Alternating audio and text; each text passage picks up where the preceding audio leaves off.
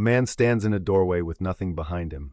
No supplies, no credentials, no speech prepared, and for the first time in his life, he tells the truth about what he lacks. This week's 7 verses trace a single pattern: God dismantling pretense until only what is real remains. Watch for the moment in each passage where someone, or an entire nation, runs out of costume. In Isaiah's vision of collapse, the last honest man in the room says no. Isaiah 3:7 says, "In that day he will speak out, saying, I will not be a healer. In my house there is neither bread nor cloak. You shall not make me leader of the people." Notice the word healer. He doesn't say, "I'm not qualified." He says, "I have nothing left to bind your wounds with." This is a society so gutted that the one asked to lead can only point to his own empty shelves. No bread, no cloak, not even the basics to share. This isn't cowardice, it's brutal honesty about depletion. And it raises a question you can't dodge. When everything around you is crumbling, do you pretend to have what you don't, or do you tell the truth about your empty house? God never asked you to lead from a full pantry. He asked you to lead from surrender. Laban didn't accuse Jacob of anything. He just stated local custom, and it cut deeper than any accusation could. Genesis 29:20 says, Laban said, "It is not so done in our place to give the younger before the firstborn, the younger before the firstborn." That phrase is the entire story of Jacob's life: the grabbing, the disguise, the stolen blessing. Now a father-in-law throws it back at him over a bride he didn't choose. No sermon, no rebuke, just a rule about birth order spoken by a man who knows exactly what he's done. God let Jacob feel deception from the receiving end, in the dark, with the wrong face beside him. The fraud you built will find you, not as punishment, but as a mirror you cannot look away from. Most people explain away their pain. Jesus cited his chapter and verse. Luke 24, verse 46 says, "Thus it is written that the Christ should suffer and on the third day rise from the dead." That word "thus," in the Greek it means in exactly this way, no other way. Jesus is not explaining a tragedy he survived. He is reading a script where the cross and the empty tomb are one sentence, not two. And the third day is numbered. The darkness between Friday and Sunday was counted before it began.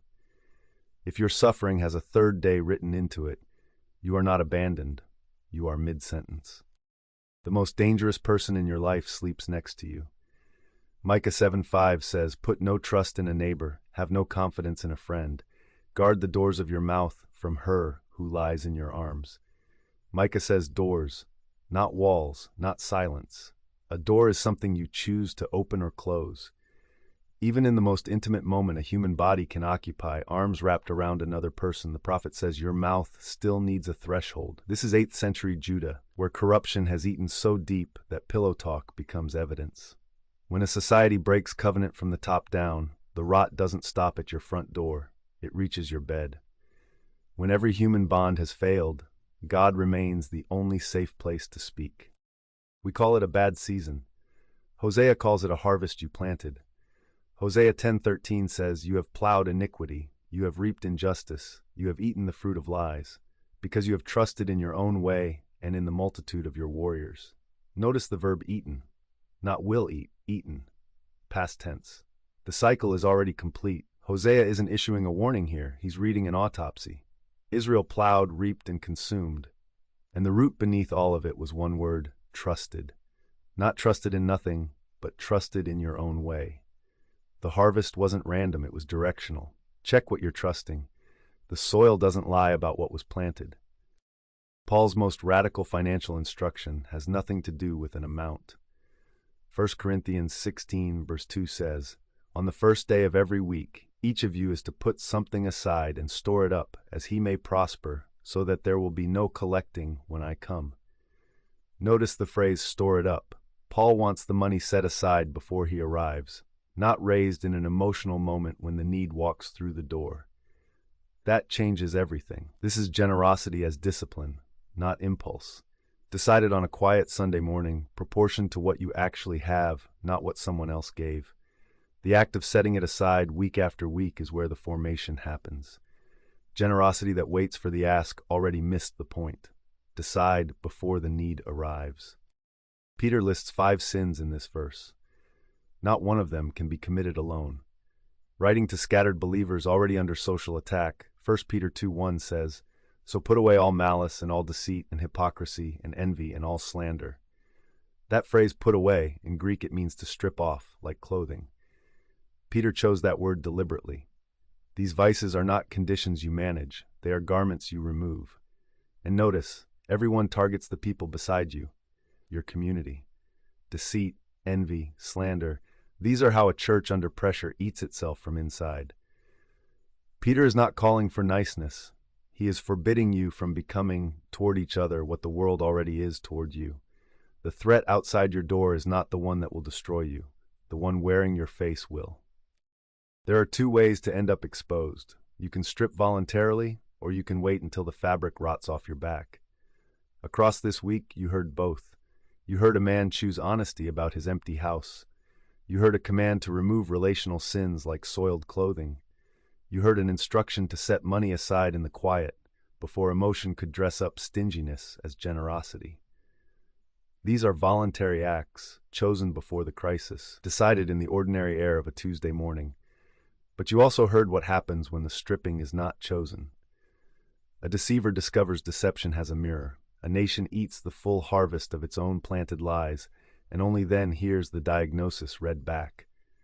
A prophet warns that the person closest to your body may be the one your mouth most needs guarding from. Not because intimacy is dangerous, but because corruption, left unchecked, does not stop at the property line of your affections. And then standing at the center of all of it, you heard a man cite his own death as something written, suffering and resurrection in one sentence, the darkness between them already numbered. That is neither forced exposure nor reluctant honesty. That is someone who never wore the costume in the first place. The theological pressure of the week is this: God is not interested in your performance of wholeness. Not your competent leadership, not your generous impulse, not your relational warmth. He is after the thing underneath, the part that exists when the bread is gone, the cloak is gone, the pretense is gone. And he will let your own choices teach you what sermons cannot, if that is what it takes. So here is the question to sit with this week. What are you still wearing that you know is not yours, and are you willing to remove it before the harvest does it for you? Next week brings 7 new verses and another pattern waiting to surface. Subscribe so you catch both the daily verse and the weekly thread that ties them together. The God who strips pretense is not cruel. He is making room for the only thing that can bear weight, what is actually true about you and him.